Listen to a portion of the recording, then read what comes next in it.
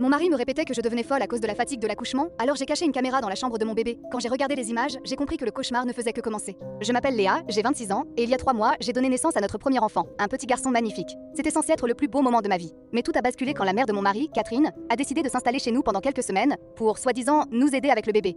Au début, Catherine était parfaite. Aimable, prévenante, toujours prête à faire la cuisine ou à laver le linge. Une vraie perle. Mais très vite, une ambiance étrange s'est installée dans la maison. Des petits détails ont commencé à me faire douter de ma propre santé mentale.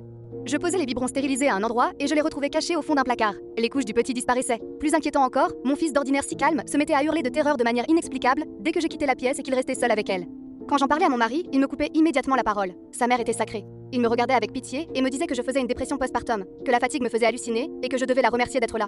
Catherine, elle, jouait les martyrs devant lui, soupirant que je ne lui faisais pas confiance et que je la traitais mal.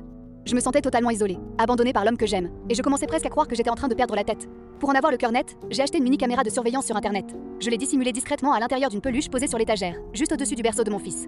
Hier après-midi, je suis partie faire une course rapide de 10 minutes au supermarché du coin, laissant le bébé s'endormir sous la surveillance de Catherine. Assise dans ma voiture sur le parking, l'angoisse me rongeait. J'ai sorti mon téléphone et j'ai ouvert l'application pour regarder les images de la caméra en direct. À cet instant précis, mon cœur a manqué un battement. Ce que j'ai vu sur l'écran m'a glacé le sang.